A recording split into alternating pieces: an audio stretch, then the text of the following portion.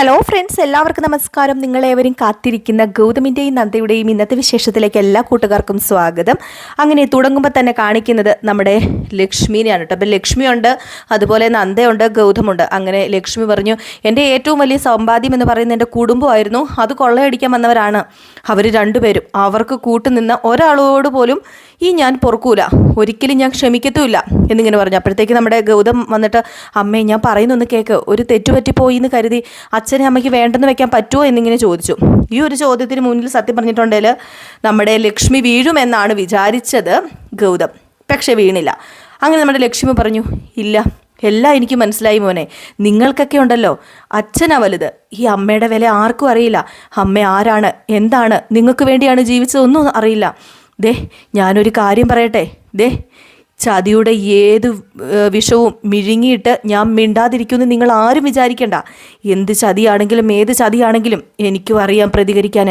വേണ്ടാത്ത ജീവിതം അത് ചിലപ്പം എനിക്ക് അവസാനിപ്പിക്കാമല്ലോ, അതിനെനിക്ക് ആരുടെയും അനുവാദം വേണ്ടല്ലോ. അതുകൊണ്ട് ഞാൻ ഈ ജീവിതം അവസാനിപ്പിക്കാൻ തന്നെയാണ് തീരുമാനിച്ചിരിക്കുന്നത് എന്ന് പറഞ്ഞു. അപ്പോഴത്തേക്കും പെട്ടെന്ന് നന്ദ പറഞ്ഞു, എന്താ അമ്മ ഈ പറയുന്നത്, അമ്മ ഇങ്ങനെയൊന്നും സംസാരിക്കില്ലേ എന്ന് പറഞ്ഞു. അപ്പം ഗൗതം ഇങ്ങനെ പറഞ്ഞു, അമ്മ ഇങ്ങനെയൊന്നും പറയരുത് അമ്മേ, അമ്മയ്ക്ക് ഞാനില്ലേ, അമ്മയ്ക്ക് ഞങ്ങളെല്ലാവരും ഇല്ലേ എന്ന് പറഞ്ഞു. അപ്പോഴത്തേക്കും ഇല്ല, എനിക്ക് ആരുമില്ല, എനിക്കൊരു ബന്ധവുമില്ല, എന്നെ ആരും സ്നേഹിക്കുകയോ വേണ്ടാന്ന് പറഞ്ഞ് അവിടെ നിന്ന് ഓടിയിട്ട് വാതിലങ്ങോട്ട് അടച്ചു കേട്ടോ. പുറകെ നമ്മുടെ നന്ദയും ഗൗതമും ഓടി. എന്നിട്ട് വാതിൽ തുറക്കമ്മേ എന്ന് പറഞ്ഞ് അങ്ങോട്ടും ഇങ്ങോട്ടും ഭയങ്കര തട്ടാണ്. പക്ഷേ ഇതൊക്കെ കണ്ട് ആസ്വദിച്ച് നിൽക്കുന്ന വേറൊരാൾ, അത് നമ്മുടെ പിങ്കി തന്നെയാണ് കേട്ടോ. സത്യം പറഞ്ഞാൽ പിങ്കിക്ക് എന്തോ മനസ്സമാധാനമോ മനസ്സുഖമോ ഒക്കെ കിട്ടിയെന്ന് തോന്നുന്നത് ആ ഒരു കാഴ്ചയും, അതുപോലെ തന്നെ ലക്ഷ്മിയുടെ സങ്കടവും. ലക്ഷ്മി നന്ദേനെയും ഗൗതമിനെയും വെറുക്കണം, അപ്പോൾ അതുകൊണ്ട് തന്നെയാണല്ലോ ഇതൊക്കെ പറഞ്ഞത്. അങ്ങനെ നമ്മുടെ പിങ്കി ഇങ്ങനെ ആശ്വസിച്ച് നിൽക്കുകയാണ്. ഇതേ സമയത്ത് നമ്മുടെ ഗൗതമാണെങ്കിൽ വീണ്ടും വാതിലിൽ തട്ടുകയാണ്, അമ്മേ വാതിൽ തുറക്കമ്മേന്ന്. എവിടെ നിന്ന് ലക്ഷ്മി വാതിൽ തുറക്കുമോ? ലക്ഷ്മി വാതിൽ തുറക്കുന്നില്ല. ഈ സമയത്ത് ഒച്ചയും ബഹളവും ഒക്കെ കേട്ടിട്ടാണ് അങ്ങോട്ടേക്ക് ചെല്ലുന്നത് ആര്? മോഹിനിയും അതുപോലെ തന്നെ നമ്മുടെ പവിത്രയും. അപ്പം പെട്ടെന്ന് മോഹിനിയും പവിത്രയുടെ അടുത്തേക്ക് നമ്മുടെ മഹേശ്വരനും അതുപോലെ തന്നെ മോഹിനിയുടെ കെട്ടിയവനും വന്നു കേട്ടോ. അവർ അങ്ങോട്ട് പോയേക്കുമായിരുന്നല്ലോ. അപ്പോൾ അവർ വന്നപ്പോഴത്തേക്ക് നിങ്ങൾ ഇത്ര പെട്ടെന്ന് വരുമെന്നൊന്നും കരുതിയില്ല, അവിടെ എന്തോ ഒച്ചയും ബഹളവും ഒക്കെ കേൾക്കുന്നുണ്ട്, നന്ദയും ഗൗതമിൻ്റെയും ഒച്ചയാണല്ലോ കേൾക്കുന്നത്, എന്താ പറ്റിയത് എന്നിങ്ങനെ ചോദിച്ചപ്പോഴത്തേക്കും അറിയില്ല എന്നും പറഞ്ഞിങ്ങനെ അവരങ്ങോട്ടേക്ക് ചെല്ലുകയാണ് കേട്ടോ. അതിൻ്റെ ഇടയിൽ നമ്മുടെ വല്യമ്മായിയുടെ കാര്യമൊക്കെ ചോദിക്കുന്നുണ്ട് മോഹിനി, എവിടെ ഇതുവരെ കണ്ടുപിടിക്കാൻ പറ്റിയില്ല എന്നൊക്കെ ചോദിക്കുന്നുണ്ട് കേട്ടോ. അപ്പോൾ ഇവർ പറയുന്നുണ്ട് എവിടെയാണെന്ന് അറിഞ്ഞില്ല, നമുക്കറിയില്ല എന്നുള്ള രീതിയിൽ തന്നെ ഇവർ സംസാരിക്കുകയാണ്. ആര്? നമ്മുടെ മഹേശ്വരനും അതുപോലെ തന്നെ മോഹിനിയുടെ ഭർത്താവും. ഏതായാലും അതൊക്കെ കഴിഞ്ഞിട്ടാണ് ഇവർ അങ്ങോട്ടേക്ക് ചെല്ലുന്നത്, ഈ ഒച്ചയും ബഹളവും ഒക്കെ കേട്ടിട്ട്. അങ്ങനെ നന്ദ കരഞ്ഞുകൊണ്ട് മഹേശ്വരൻ്റെ അടുത്ത് ചെന്നു കേട്ടോ. എന്നിട്ട് ചോദിച്ചു, എന്താ പറ്റിയെന്ന് ചോദിച്ചു. തകർന്നുവെച്ചാൽ എല്ലാം തകർന്നു, എല്ലാം അമ്മ അറിഞ്ഞു. അമ്മ അറിഞ്ഞെന്നോ? എന്താ മോളെ ഈ പറയുന്നത് എന്ന് ചോദിച്ചിട്ട് പെട്ടെന്ന് മഹേശ്വരൻ ഞെട്ടിപ്പോയി. അപ്പോഴത്തേക്കാണെങ്കിൽ മോഹിനിയൊക്കെ പുറകെ വരുന്നതേ ഉള്ളൂ. മോഹിനിയൊന്നും ഈ ഒച്ചപ്പാട് കേട്ടതല്ലാതെ ഇങ്ങോട്ടേക്ക് എത്തിയില്ല ഇതുവരെ. മഹേശ്വരനാണ് ഫസ്റ്റ് എത്തിയത്. അപ്പം മഹേശ്വരനോടാണ് നമ്മുടെ നന്ദ ആദ്യമേ ഇതൊക്കെ പറയുന്നത്. അപ്പം എങ്ങനെ അറിഞ്ഞു എന്ന് ചോദിച്ചു കഴിഞ്ഞപ്പോഴത്തേക്കും പിങ്കി എല്ലാ സത്യങ്ങളും പറഞ്ഞു എന്നും പറഞ്ഞു കേട്ടോ നമ്മുടെ നന്ദ. എന്നിട്ട് ലക്ഷ്മി എവിടെ എന്നിങ്ങനെ മഹേശ്വരൻ ചോദിച്ചപ്പോഴത്തേക്കും അതച്ഛ മുറിക്കകത്ത് കയറി വാതിലടച്ചിട്ടിരിക്കുക, ആര് വിളിച്ചിട്ടും തുറക്കുന്നില്ല, ഗൗതം സാറൊക്കെ ഒരുപാട് വിളിച്ചു നോക്കി പക്ഷെ തുറക്കുന്നില്ലെന്ന് പറഞ്ഞപ്പം അയ്യോ ഈശ്വരൻ ഞാൻ എന്താ ഈ കേൾക്കുന്നതെന്ന് പറഞ്ഞുകൊണ്ട് നമ്മുടെ മഹേശ്വരൻ ഓടിപ്പടച്ച് വെപ്രാളപ്പെട്ട ഏതായാലും റൂമിൻ്റെ അങ്ങോട്ടേക്ക് ചെല്ലുക. അവിടെ ചെല്ലപ്പോഴത്തേക്കും മഹേശ്വരൻ കണ്ട കാഴ്ച എന്ന് പറഞ്ഞ ഗൗതം അമ്മേ വാതിൽ തുറക്കുക എന്നും പറഞ്ഞ് കരയുന്നതാണ്. അപ്പോഴത്തേക്കും നമ്മുടെ മഹേശ്വരൻ വന്നിട്ട് മോനെ എന്താ പറ്റിയത്, ലക്ഷ്മിക്ക് എന്താ പറ്റിയത്, തൃപ്തി ആയല്ലോ നിങ്ങൾക്ക്, എൻ്റെ അമ്മയ്ക്ക് എന്തെങ്കിലും സംഭവിച്ചു കഴിഞ്ഞാൽ ഇല്ല ലക്ഷ്മിക്ക് ഒന്നും സംഭവിക്കില്ല മോനെ, നീ മാറിക്കേ, ഞാൻ അതിനൊന്നും സമ്മതിക്കില്ല, ലക്ഷ്മി വാതിൽ തുറക്ക്, ലക്ഷ്മി ഞാൻ മഹിയേട്ടനെ വിളിക്കുന്നത്, വാതിൽ തുറക്കാൻ പറഞ്ഞു. എവിടുന്ന്? നമ്മുടെ ലക്ഷ്മി വാതിൽ തുറക്കുമോ? അങ്ങനെ മാറി തിരിഞ്ഞു ഒക്കെ വിളിച്ചിട്ട് ലക്ഷ്മി വാതിൽ തുറന്നില്ല. പക്ഷേ നമ്മുടെ ലക്ഷ്മി പറഞ്ഞു, ഇനി ആരും എന്നെ വിളിക്കേണ്ട, കുറേ കേട്ടതാണ് നിങ്ങളുടെ ശബ്ദം, എനിക്കിനി ആ ശബ്ദം പോലും കേൾക്കണ്ട, മുഖം പോലും കാണണ്ട, എനിക്ക് ആരെയും കാണണ്ട, ഇവിടെ നിന്ന് എല്ലാവരും മാറിപ്പോക്കോളാൻ പറഞ്ഞു. അപ്പം മഹേശ്വരൻ പറഞ്ഞു, ലക്ഷ്മി ഞാൻ പറയുന്ന ഒന്ന് കേൾക്ക്, ഞാനൊന്ന് പറഞ്ഞോട്ടെ എന്നിങ്ങനെ പറഞ്ഞു. അപ്പോൾ ഇവരിങ്ങനെ സംസാരിക്കുന്നതിൻ്റെ ഇടയിൽ നമ്മുടെ ഗൗതം നന്ദയോട് പറഞ്ഞു, അമ്മ വാതിൽ തുറക്കുന്ന എനിക്ക് തോന്നുന്നില്ല, കാരണം അമ്മയുടെ മനസ്സിലുള്ള വിഷമമാണ് ഇപ്പം അമ്മ അച്ഛനോട് പറഞ്ഞുകൊണ്ടിരിക്കുന്നത്. അതുകൊണ്ട് നമ്മൾ വിളിച്ചെന്ന് ഓർത്തുകൊണ്ട് വാതിൽ തുറക്കൂലെന്ന് പറഞ്ഞു. അപ്പോഴത്തേക്കാണെങ്കിൽ നമ്മുടെ മോഹിനിയും പവിത്രയും പിന്നെ ആരാ മോഹിനിയുടെ ഭർത്താവൊക്കെ എത്തി. എന്നിട്ട് എന്താണെന്ന് ചോദിച്ചപ്പോഴത്തേക്കും ലക്ഷ്മി വാതിൽ തുറക്കുന്നില്ലടാ എന്ന് പറഞ്ഞു. എന്താ പറ്റിയത്, എന്താണെന്ന് സംഭവം എന്താണെന്ന് പറയാൻ പറഞ്ഞു. അപ്പോഴത്തേക്കും വീണ്ടും നമ്മുടെ മഹേശ്വരൻ പറയുന്നത് ലക്ഷ്മി വാതിൽ തുറക്കുന്നില്ലെന്ന് തന്നെ. ഇവർക്ക് കാര്യങ്ങൾ വ്യക്തമായിട്ടൊന്നും അറിയില്ലല്ലോ, ഈ പറയുന്ന മോഹിനിക്കും പവിത്രയ്ക്കും അതുപോലെ തന്നെ നമ്മുടെ മോഹിനിയുടെ ഭർത്താവിനും. അപ്പോൾ അവരൊക്കെ അമ്പരന്ന് നിൽക്കുകയാണ്, അവർക്കും ഇതുവരെ കാര്യങ്ങളൊന്നും മനസ്സിലായിട്ടില്ല. ഇതേ സമയം നമ്മുടെ പിങ്കിനെ കാണിക്കുകയാണ്. പിങ്കി ആണെങ്കിൽ വീടിൻ്റെ താഴെ വളരെ എന്താ പറയുക സന്തോഷത്തോടു കൂടി തന്നെയാണ് നിൽക്കുന്നത്. കാരണം ഇത്രയും പ്രശ്നങ്ങൾ ഒപ്പിച്ചപ്പോഴത്തേക്കും എന്തോ ഒരു സമാധാനം കിട്ടിയെന്ന് പറഞ്ഞില്ല, ആ ഒരു സമാധാനം. അങ്ങനെ നമ്മുടെ പിങ്കിയുടെ അടുത്തേക്ക് ഗൗതം വന്നിട്ട് ഗൗതം പറഞ്ഞു, നീ ഇത്രയ്ക്ക് വിഷമായിരുന്നു അല്ലേ? അല്ല അതിന് ഞാൻ എന്ത് ചെയ്തു എന്നാണ് ഗൗതം പറയുന്നത്?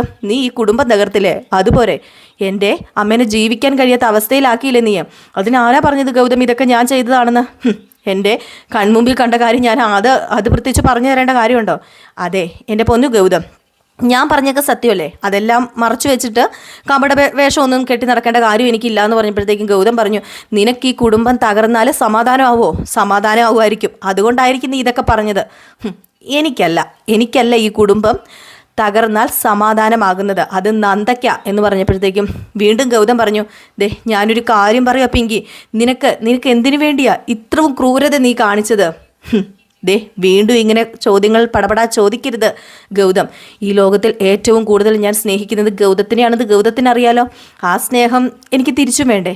അങ്ങനെ ചെയ്തില്ല എങ്കിൽ സംഭവിക്കാൻ പോകുന്ന കാര്യങ്ങളൊക്കെ ക്ലിയർ ആയിട്ട് ഞാൻ നിങ്ങളോട് പറഞ്ഞതല്ലേ ഗൗതം.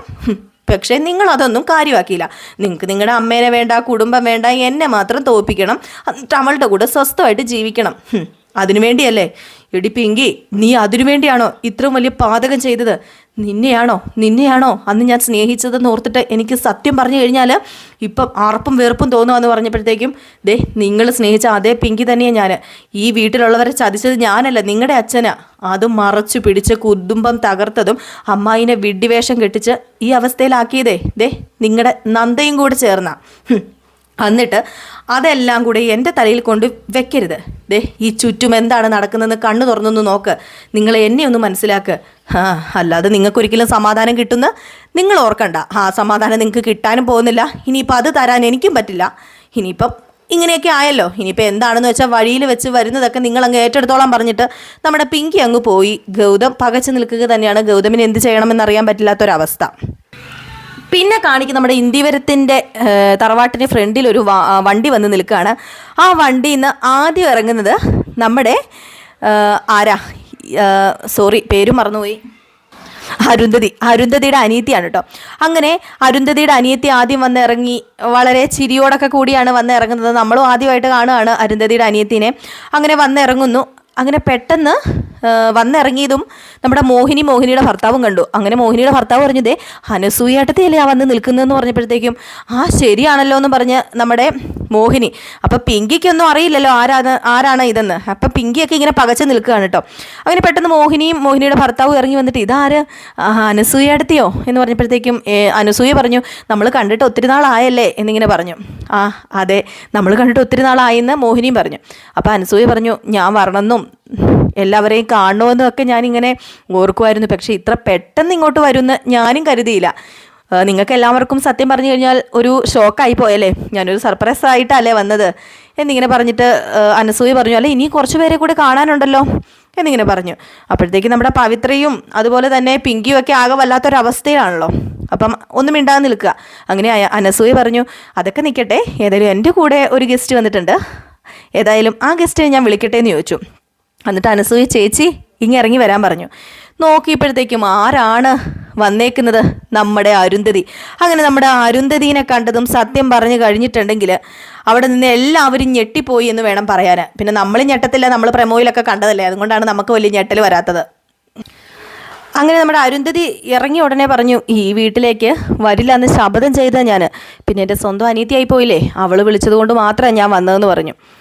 അപ്പോഴത്തേക്കും അനസൂയ പറഞ്ഞു, ചേച്ചി മാത്രമല്ല, ഞാൻ വിളിച്ചപ്പം ഓടി വന്ന ഒരാളും കൂടി ഉണ്ടെന്ന് പറഞ്ഞു. അപ്പോഴത്തേക്കും എല്ലാവരും വീണ്ടും ഒന്ന് ഞെട്ടിയിട്ടോ, കാരണം അതാരാണെന്ന് അറിയില്ലല്ലോ. അപ്പോഴത്തേക്കും മോളേന്ന് പറഞ്ഞ് വിളിച്ചു. അപ്പം നമ്മളൊന്ന് ഞെട്ടും. നമ്മൾ സത്യം പറഞ്ഞാൽ ഇതുവരെ അതാരാണെന്ന് അറിഞ്ഞില്ല, ഇങ്ങനെ ഒരാൾ വരുമെന്ന് പറഞ്ഞില്ലല്ലേ. അപ്പം അത് വേറെ ആരുമല്ല, ഒരാൾ കൂടെ വന്നിറങ്ങുകയാണ്, പുതുമുഖമാണ്. ആണോ? അപ്പം എല്ലാവർക്കും ഒരാകാംക്ഷ ഉണ്ടല്ലേ, പുതുമുഖമൊന്നും അല്ല കേട്ടോ, അത് വേറെ ആരുമല്ല, നമ്മുടെ പ്രിയയാണ്. അങ്ങനെ നമ്മുടെ പ്രിയയും കൂടെ വന്നിറങ്ങുകയാണ് നമ്മുടെ ഇന്ദിവരം തറവാട്ടിലേക്ക്. കുറേ നാളായല്ലേ നമ്മുടെ പ്രിയനെ കണ്ടിട്ട്. അപ്പോൾ പ്രിയനെ കണ്ടതും മോഹിനി വലിയ സന്തോഷത്തോടെ ദേ ബാ നമുക്ക് അകത്ത് പോയിരുന്നു വിശേഷം പറയാം, എല്ലാവരും കയറി വാന്ന് പറഞ്ഞു കേട്ടോ. വന്ന് പാടി നിൽക്കാതെ എല്ലാവരും കയറി വരാൻ പറഞ്ഞു. അങ്ങനെ ഇതേ സമയത്താണ് നമ്മുടെ ഗൗതമും നന്ദയും വരുന്നത്. അങ്ങനെ ഗൗതമും നന്ദയും നമ്മുടെ അരുന്ധതിനെ കണ്ടപ്പോൾ തന്നെ ഒന്ന് ഞെട്ടി. പിന്നെ നമ്മുടെ അനസൂയാണെങ്കിൽ മോഹിനിയുടെ ഭർത്താവിനോട് പറഞ്ഞു, ദേ ഞാനൊരു കാര്യം പറയട്ടെ, ദേ വല്ലപ്പോഴും കൂടിയാണ് ഞാൻ എല്ലാവരും കാണാനൊക്കെ വരുന്നത്. നിങ്ങൾ ഇവളെ പടിയടച്ച് പിണ്ടം വെച്ചാൽ ഞാൻ എന്താ ചെയ്യുക, എൻ്റെ അനിയത്തിനെ എനിക്ക് കാണണ്ടേ, എൻ്റെ ചേച്ചീനെ എനിക്ക് കാണണ്ടേ എന്നൊക്കെ ഇങ്ങനെ ചോദിച്ചു. അപ്പോഴത്തേക്ക് പ്രിയ പറഞ്ഞു, ദേ വേറെ ആരെയും കുറ്റപ്പെടുത്തേണ്ട കാര്യമൊന്നുമില്ല, ദേ അതിന് തക്കതായ കാരണമുണ്ട്, ഞങ്ങളാരും പടിയടച്ച് പിണ്ടം വെച്ചൊന്നും അല്ല, ഇവിടുന്ന് സ്വയമേ ഇറങ്ങിപ്പോയതാന്ന് പറഞ്ഞു. പിന്നെ ഒരു കാര്യം പറയട്ടെ, ദേ ഞാൻ പല കാര്യങ്ങളും ഇവിടെ ചെയ്തിട്ടുമുണ്ട്, പക്ഷെ അമ്മ ഈ വീട് വിട്ട് പോകണമെന്നും അതുപോലെ തന്നെ ഇങ്ങനെ അലഞ്ഞ് തിരിഞ്ഞ് നടക്കണം എന്നൊന്നും ഞാൻ കരുതിയിട്ടില്ലെന്ന് പ്രിയ പറഞ്ഞു. അപ്പോഴത്തേക്കും മോഹിനിയും പറഞ്ഞു, അതെ ഞാനൊരു കാര്യം ചോദിക്കട്ടെ, ഞങ്ങൾ അരുന്ധതി അടുത്ത് എവിടെയാണെന്ന് അന്വേഷിച്ച് നടക്കുകയായിരുന്നു എന്ന് പറഞ്ഞു. അപ്പോഴത്തേക്കും പിന്നെ നിങ്ങൾ വെറുതെ നുണയൊന്നും പറയണ്ട, ഞാൻ പോയി കഴിഞ്ഞപ്പോഴത്തേക്കും നിങ്ങൾ ആരോട് അന്വേഷിച്ചത്? മിക്കവാറും അന്വേഷിക്കും, എനിക്കറിയാമെന്ന് പറയുമ്പോഴത്തേക്കും മോഹിനി പറഞ്ഞു, ദേ സത്യമാണ് ഏടത്തി പറയുന്നത്, ഞങ്ങൾക്ക് ഒരു സമാധാനമില്ലായിരുന്നു, ഈ വീട് ഒരു വീടായത് ഇപ്പം ദേ ഏട്ടത്തി ഇവിടെ വന്നപ്പോഴാന്ന് പറഞ്ഞു.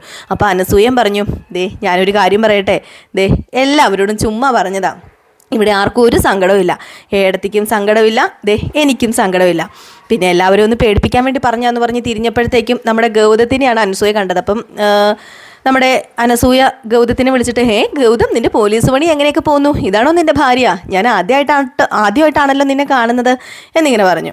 അപ്പോഴത്തേക്കും നമ്മുടെ നന്ദ ചിരിച്ചുകൊണ്ട് തന്നെ നിൽക്കുകയാണ് കേട്ടോ. അത് കഴിഞ്ഞപ്പോഴത്തേക്കും നമ്മുടെ അനസൂയ പറഞ്ഞു, അല്ല വന്നപ്പം മുതൽ ഞാൻ ശ്രദ്ധിക്കുക എല്ലാവരുടെയും മുഖത്ത് ഒരു സന്തോഷക്കുറവുണ്ടല്ലോ എന്നിങ്ങനെ പറഞ്ഞു. അപ്പോൾ അരുന്ധതി പറഞ്ഞു, അത് വേറൊന്നും അല്ല, ഞാൻ വന്നത് ഇഷ്ടപ്പെട്ട് കാണത്തില്ല, അതല്ലേ എല്ലാവരുടെയും മുഖം കടന്നൽ കുത്തിയ പോലെ ഇരിക്കുന്നത് എന്നിങ്ങനെ അരുന്ധതി പറഞ്ഞു കേട്ടോ. അരുന്ധതി പറഞ്ഞു കഴിഞ്ഞപ്പോഴത്തേക്കും അനസൂയ പറഞ്ഞു, ചേച്ചി വെറുതെ എഴുതാപ്പുറം ഒന്നും വായിക്കരുതേ, ദേ ഒരിക്കലും അങ്ങനെയൊന്നും ആകാൻ ഒരു ചാൻസും ഇല്ല, ദേ നീ എന്നെ പഠിപ്പിക്കണ്ട. അനു എന്നാട്ടോ വിളിക്കുന്നത്, അനസൂയനെ അനു എന്നാണ് വിളിക്കുന്നത് നമ്മുടെ ഏടത്തി. ദേ ഇവരുടെയൊക്കെ മുഖം കണ്ടാൽ അറിയാലോ, അതെഴുതി വെച്ചത് വായിക്കാൻ മൈക്രോസ്കോപ്പൊന്നും വേണ്ട, എനിക്കിവരുടെയൊക്കെ മുഖവും മനസ്സും ഒക്കെ നന്നായിട്ട് അറിയാം, നിനക്കറിയത്തില്ലെന്നേ ഉള്ളൂ എന്നിങ്ങനെ പറഞ്ഞു. അപ്പോഴത്തേക്ക് നമ്മുടെ അനസൂയ പറഞ്ഞു, ഞാൻ വിചാരിച്ചു ഏടത്തെയും പ്രിയയും പിണങ്ങി അകന്നു മാറിപ്പോയതായിരിക്കും ഈ ഇന്ദീവരത്തിലെ ഏറ്റവും വലിയ പ്രശ്നമെന്ന്. ആ പ്രശ്നമല്ലാതെ ഇവിടെ വേറെ പ്രശ്നമുണ്ടോ? അല്ല തിരികെ വന്നപ്പം അങ്ങനെ ഒരു സന്തോഷം കണ്ടില്ല എൻ്റെ ചേച്ചി പറയുന്നത് പോലെ. അപ്പോൾ അതുകൊണ്ടാണ് ഞാൻ ചോദിക്കുന്നത്, എന്താ പറ്റിയത്? എല്ലാവർക്കും മൗനം, ആർക്കും ഒരു സന്തോഷമില്ല, ആകെ ഒരു മൂഡ് ഓഫ്. എന്താ പറ്റിയത്? എന്താണെങ്കിലും ഒന്ന് പറ എന്നിങ്ങനെ പറഞ്ഞു. ഇത് കേട്ട് കഴിഞ്ഞപ്പോഴത്തേക്കും എല്ലാവരും മിണ്ടാതെ മൗനം പാലിച്ച് നിൽക്കുക. അങ്ങനെ അനസൂയ പറഞ്ഞു, എങ്കിൽ പിന്നെ ഞങ്ങൾ തിരിച്ചു പോയേക്കാം എന്നിങ്ങനെ പറഞ്ഞു. അപ്പം പിങ്കി പെട്ടെന്ന് മുമ്പിൽ ചാടിയിട്ട്, അത് ഞാൻ പറഞ്ഞാൽ മതിയോ എന്നിങ്ങനെ ചോദിച്ചതും പെട്ടെന്ന് നമ്മുടെ അനസൂയ ഒന്ന് ഞെട്ടി. ദേ ഞാൻ പ്രിയമതിയാണ് കേട്ടോ, എന്നെ പിങ്കിന്ന് വിളിച്ചാൽ മതി ചെറിയമ്മായി എന്ന് പറഞ്ഞു. ആയിക്കോട്ടെ എന്നിങ്ങനെ പറഞ്ഞിട്ട് പെട്ടെന്ന് ഇങ്ങനെ നോക്കി മനസ്സിലാകാത്ത രീതിയിൽ അനസൂയ. അപ്പം അരുന്ധതി പറഞ്ഞു, ദേ ഇതാ അർജുൻ്റെ ഭാര്യ. അർജുൻ്റെ ഭാര്യ ആയിരുന്നല്ലേ? അല്ല എന്താ മോൾക്ക് പറയാനുള്ളത് എന്നിങ്ങനെ അനസൂയ ചോദിച്ചപ്പോഴത്തേക്കും, അത് പിന്നെ ഇവിടെ വലിയൊരു പ്രശ്നം നടക്കുക, ഇവിടെ മഹേശ്വരൻ അമ്മാവനോ അതുപോലെ തന്നെ ലക്ഷ്മി അമ്മായോ പുറത്തേക്ക് വല്ലതും വന്നോ, നിങ്ങൾ ആരെങ്കിലും അവരെ കണ്ടോ എന്ന് ചോദിച്ചു. ഇവിടെ വലിയ വിഷയം നടക്കുക, ദേ ലക്ഷ്മി അമ്മായി കയറോ വിഷമോ ഒക്കെ എടുത്തങ്ങാണ്ടാന്ന് തോന്നുന്നു അകത്ത് കയറിയേക്കുന്നത്, എന്താണെന്നൊന്നും ഞങ്ങൾക്ക് അറിയില്ല എന്ന് പറയുമ്പോഴത്തേക്കും അരുന്ധതി, എന്താ പറ്റിയത് പിങ്കി, നീ എന്താ ഈ പറയുന്നതെന്ന് ചോദിച്ചു. സത്യമല്ലേ അമ്മായി, ഞാൻ പറയുന്നത് സത്യമാണ്, ഇവിടെ വലിയൊരു പ്രശ്നം നടക്കുക, ഈ കുടുംബം തകർന്നു എന്ന് വേണമെങ്കിൽ പറയാം. അല്ല തകർത്തു എന്ന് വേണം പറയുന്നതാ ഏറ്റവും നല്ലതെന്ന് പറഞ്ഞു. അപ്പോഴത്തേക്കും അനസൂയയ്ക്കും ഒരു എന്താ പറയുക, മുഖമൊക്കെ അങ്ങ് ആ ഒരു ചിരിയൊക്കെ അങ്ങ് മായിട്ടോ. അപ്പം അരുന്ധതി ചോദിച്ചു, ആരുടെ കാര്യം നീ പറയുന്നത്, എനിക്കൊന്നും മനസ്സിലാവുന്നില്ല എന്നിങ്ങനെ പറഞ്ഞപ്പോഴത്തേക്കും, ഞാൻ വേറെ ആരുടെ കാര്യമാണ് പറയുന്നത്, നന്ദ കാരണം തന്നെയാ ദേ ഈ വീടിൻ്റെ നാശത്തിന് കാരണമായത്, ഈ വീടിൻ്റെ നാശത്തിൻ്റെ ആണിക്കല്ല് അത് അവളാ. അപ്പോഴത്തേക്ക് നമ്മുടെ ഗൗതം വന്നിട്ട് പറഞ്ഞു, ദേ നീ അനാവശ്യം പറയരുത് പിങ്കി, വെറുതെ തെറ്റിദ്ധരിപ്പിക്കരുതെന്ന് പറഞ്ഞു. അപ്പോഴത്തേക്കും പിങ്കി ചെന്നിട്ട് പറഞ്ഞു, അതെ ഞാനല്ല അനാവശ്യം പറയുകയും കാണിക്കുകയും ചെയ്തത്, ഭാര്യ വേഷത്തിൽ ഗൗതം കൊണ്ടു നടക്കുന്ന ഇവള് കാരണമല്ലേ ലക്ഷ്മി അമ്മായിക്ക് ഈ ഗതി വന്നത് എന്നിങ്ങനെ പറഞ്ഞു. അപ്പോൾ അനസൂയ പറഞ്ഞു, എന്താ പിങ്കി നീ പറയുന്നത്, തെളിച്ചു പറ, ലക്ഷ്മി എവിടെ? ദേ ഞാൻ പറഞ്ഞത് സത്യമാണ്. ലക്ഷ്മി അമ്മായി മുറി കയറി വാതിലടച്ചു. ദേ ആ മുറി കയറി വാതിലടച്ച അമ്മായിക്ക് കാവൽ നിൽക്കുകയാണ് മഹേശ്വരൻ അമ്മാവൻ എന്നിങ്ങനെ പറഞ്ഞു. ഇത് കേട്ടതും എന്താണ് പറ്റിയതെന്ന് എനിക്കൊന്നും മനസ്സിലാവുന്നില്ല. എൻ്റെ ഈശ്വര, എൻ്റെ കുടുംബം തകർന്നോ എന്നിങ്ങനെ അരുന്ധതി പറഞ്ഞപ്പം കുടുംബം തകർന്ന മട്ട് തന്നെയാണ്. ആരൊക്കെ ഇനി ജീവനോടെ ഉണ്ടാകുന്ന ദൈവത്തിനറിയാം. മുറി കയറി നോക്കണമെന്ന് പറഞ്ഞു. അപ്പം നമ്മുടെ അരുന്ധതി നന്ദയുടെ അടുത്ത് ചെന്നിട്ട് എന്താ നന്ദേ, എന്താ സംഭവിച്ചത്, എന്താണെന്ന് വെച്ചാൽ പറ എന്ന് പറഞ്ഞപ്പം നമ്മുടെ പിങ്കി പറഞ്ഞു, അവൾ പഠിച്ച കള്ളിയോ, അവൾ വാ തുറന്ന ഒരു അക്ഷരം മിണ്ടില്ല. ലക്ഷ്മി അമ്മായിയോട് തന്നെ ചോദിക്ക് ചെന്ന്. കഥകളൊക്കെ അപ്പം എല്ലാം വ്യക്തമായിട്ട് അമ്മായിക്ക് മനസ്സിലാകും, വല്യമ്മായിക്ക് മനസ്സിലാവും എന്ന് പറഞ്ഞു. അപ്പോഴത്തേക്ക് നമ്മുടെ നന്ദ ഒരു വല്ലാത്ത ഒരു അവസ്ഥയിൽ നിൽക്കാനുണ്ട്. കാരണം നന്ദയുടെ തലയിലാണ് എല്ലാ കുറ്റവും കൊണ്ട് പിങ്കി വെച്ചിരിക്കുന്നത്. അങ്ങനെ ഒരു വിധത്തിൽ നമ്മുടെ അരുന്ധതി നേരെ ലക്ഷ്മിയുടെ അടുത്തേക്കാണ് പിന്നെ പോകുന്നത്. അപ്പോൾ അവിടെ ചെന്നപ്പോൾ മഹേശ്വരൻ അവിടെ നിൽപ്പുണ്ട്. അപ്പോൾ അതുകൊണ്ട് തന്നെ ചോദിച്ചു, എന്താണോ പറ്റിയത്, എന്താണെന്ന് വെച്ചാൽ വ്യക്തമാക്കി പറയാൻ പറഞ്ഞു. അങ്ങനെ മഹേശ്വരൻ പറഞ്ഞു, അത് പിന്നെ എന്ന് പറഞ്ഞപ്പോഴത്തേക്കും നമ്മുടെ അരുന്ധതി വാതിലെ കൊട്ടി. ഏതായാലും അരുന്ധതി കൊട്ടിയത് കൊണ്ടായിരിക്കാം, വിളിച്ചത് കൊണ്ടായിരിക്കാം ലക്ഷ്മി വാതിൽ തുറന്നു. അപ്പോൾ ചോദിച്ചു, എന്താ പറ്റിയതെന്ന് വെച്ചാൽ പറ മോളെ, എന്താ നിനക്ക് പറ്റിയെന്ന് ചോദിച്ചു. അപ്പം ഏടത്തിന്ന് പറഞ്ഞുകൊണ്ട് കെട്ടിപ്പിടിച്ച് നമ്മുടെ ലക്ഷ്മി കരയുകയാണ്. അപ്പം തന്നെ എല്ലാവർക്കും കാര്യം മനസ്സിലായി, എന്തോ വലിയൊരു സംഭവമാണെന്ന് മനസ്സിലായി. അപ്പോഴത്തേക്ക് അനസൂയ വന്നിട്ട് എന്താ പറ്റിയത്, എന്താണെന്ന് വെച്ചാൽ പറ എന്ന് പറഞ്ഞു. അപ്പം ഞാൻ എന്തു പറയാനാ, എൻ്റെ ജീവിതം തകർന്നു. ഞാൻ ഇത്രയും കാലം കണ്ട ദൈവത്തെ പോലെ നോക്കിയതല്ലേ എൻ്റെ ഭർത്താവിനെ, എന്നിട്ട് എന്നെ ചതിച്ചു എന്ന് പറഞ്ഞു. അപ്പോഴത്തേക്കും അരുന്ധതി, നീ ആരുടെ കാര്യമാണ് മോളെ ഈ പറയുന്നത്, ലക്ഷ്മി നീ പറ, ആര് ചതിച്ചെന്നാ ഈ പറയുന്നതെന്ന് ചോദിച്ചു. അപ്പോഴത്തേക്ക് നമ്മുടെ മോഹിനിയൊക്കെ ഞെട്ടി നിൽക്കുക. മോഹിനിക്കൊന്നും മനസ്സിലാവുന്നില്ല കേട്ടോ. അങ്ങനെ അനസൂയ പറഞ്ഞു, എന്താണെന്ന് വെച്ചാൽ തെളിച്ചു പറ, എന്നാലും ഒരു പരിഹാരം കാണാൻ പറ്റത്തുള്ളൂ, എന്താ നീ പറയാൻ പറഞ്ഞു. അത് വേറൊന്നുമല്ല, പരിഹാരം ഒന്നേ ഉള്ളൂ, എൻ്റെ മരണം, അതാ പരിഹാരം. എന്നെ ചതിച്ച എല്ലാവരുടെയും മുമ്പിൽ ഞാൻ വെള്ളം പുതച്ചു മൂക്കിൽ പഞ്ഞി വെച്ച് കിടക്കണമെന്ന് വിചാരിച്ചതാ. അതുകൊണ്ട് ഞാൻ പറയുക, എനിക്കറിയില്ല, എനിക്ക് അതിനുള്ള ധൈര്യം കിട്ടുന്നില്ല. ഞാൻ അങ്ങനെ വിചാരിച്ചത് തന്നെ, പക്ഷെ അങ്ങനെ ചെയ്യാൻ എന്നെക്കൊണ്ട് പറ്റുന്നില്ല എന്നിങ്ങനെ ലക്ഷ്മി പറഞ്ഞ് ഭയങ്കരമായിട്ട് കരയുന്നു. ഏതായാലും അരുന്ധതിക്ക് എന്തോ വലിയ പ്രശ്നമാണെന്ന് മനസ്സിലായി. അരുന്ധതി ലക്ഷ്മിനെ ചേർത്ത് പിടിച്ചിട്ട് പറയുമോ, മോള് കരയാതിരിക്കുക, ലക്ഷ്മി നീ കരയാതിരിക്കുക, എന്തിന് നമുക്കൊരു പരിഹാരം ഉണ്ടല്ലോ എന്നിങ്ങനെ പറഞ്ഞു. അങ്ങനെ ഗൗതം പറഞ്ഞു, അമ്മ എന്തിനാ മരിക്കുന്നത്, അമ്മ എന്ത് തെറ്റ് ചെയ്തിട്ടാന്ന് പറഞ്ഞപ്പം മിണ്ടണ്ട, നീ ആരും എന്നോട് മിണ്ടണ്ട, എൻ്റെ മകനും എൻ്റെ ആരും മിണ്ടണ്ട, എല്ലാവരും കണക്കാം. അതല്ലേ ഇത്രയും വലിയൊരു ചതി മൂടി വെച്ചിട്ട് എന്നെ വിഡ്ഢിവേഷം കെട്ടിച്ചത്. അപ്പം നിങ്ങൾക്ക് സമാധാനം ആയില്ലേ എന്ന് പറഞ്ഞപ്പോഴത്തേക്കും മഹേശ്വരൻ പറഞ്ഞു, നീ വിചാരിക്കുന്നത് പോലെയൊന്നും അല്ല ലക്ഷ്മി, നീ ഒന്ന് മനസ്സിലാക്കി, ഞാൻ പറയട്ടെ, നിങ്ങളും മിണ്ടിപ്പോകരുത്, മിണ്ടണ്ട, എന്നോട് ആരും മിണ്ടണ്ട. ഞാനുണ്ടല്ലോ, ഞാൻ ആരോട് ക്ഷമിച്ചാലും നിങ്ങളോട് ക്ഷമിക്കില്ല, ഒരിക്കലും നിങ്ങളോട് ക്ഷമിക്കില്ല എന്ന് പറഞ്ഞുകൊണ്ട് നമ്മുടെ മഹേശ്വരൻ്റെ കോളറിൽ അങ്ങോട്ട് പിടിച്ച്, നിങ്ങളെ ഞാൻ അത്രയ്ക്ക് വിശ്വസിച്ചതാ, സ്നേഹിച്ചതാ, നിങ്ങളെപ്പോലെ ഒരു ഭർത്താവിനെ കിട്ടിയത് സത്യത്തിൽ ഞാൻ മനസ്സുകൊണ്ട് അഹങ്കരിച്ചിട്ട് പോലും ഉണ്ട്. അതിനുള്ള ശിക്ഷയാണ് സത്യം പറഞ്ഞാൽ ഇപ്പോൾ എനിക്ക് ദൈവം തന്നത്. എനിക്കതിനുള്ള ശിക്ഷ കിട്ടി, എനിക്കത് മതി, എനിക്കിനി കൂടുതലൊന്നും പറയാനില്ലെന്ന് പറഞ്ഞു. പിന്നെ ഞാനൊരു കാര്യം പറയാം, ഇതിനുള്ളത് എനിക്ക് മാത്രമല്ല, നിങ്ങൾക്ക് കിട്ടും, എന്നെ ചതിച്ചതിനുള്ളത് ഫലം നിങ്ങൾക്ക് ഉറപ്പായിട്ട് കിട്ടും എന്നിങ്ങനെ പറഞ്ഞു. അപ്പോൾ അരുന്ധതി പറഞ്ഞു, നിങ്ങളൊന്നും മിണ്ടാതിരിക്കുന്നുണ്ടോ, എന്താ സംഭവിച്ചതെന്നൊന്ന് പറയാം, എന്നിട്ട് പോരെ ഈ കിടന്ന് അങ്ങോട്ടും ഇങ്ങോട്ടും വായിട്ട് അലയ്ക്കുന്നതെന്ന് ചോദിക്കുകയും ചെയ്തു. അപ്പോഴത്തേക്ക് നമ്മുടെ ലക്ഷ്മിയും എല്ലാവരും ഇങ്ങനെ നോക്കി നിൽക്കുകയാണ്. ലക്ഷ്മി ഇപ്പം പറയൂല എന്ന ആ ഒരു മട്ടിലാണ്. ഇത് കേൾക്കാനാണ് എല്ലാവരും നിൽക്കുന്നത്. നമ്മുടെ പവിത്രയും അതുപോലെ മോഹിനിയും ഇപ്പം വന്ന നമ്മുടെ അരുന്ധതിയുടെ അനിയത്തിയും പ്രിയയും ഒക്കെ. അപ്പോൾ കാത്തിരുന്ന് തന്നെ കാണാൻ പറയൂല്ലോ എന്നൊക്കെ. അപ്പോൾ എല്ലാവരും കാത്തിരിക്കുക അടുത്ത വിശേഷത്തിനായിട്ട്. അതുവരെ എല്ലാവർക്കും ടാറ്റാ, ബൈ ബൈ.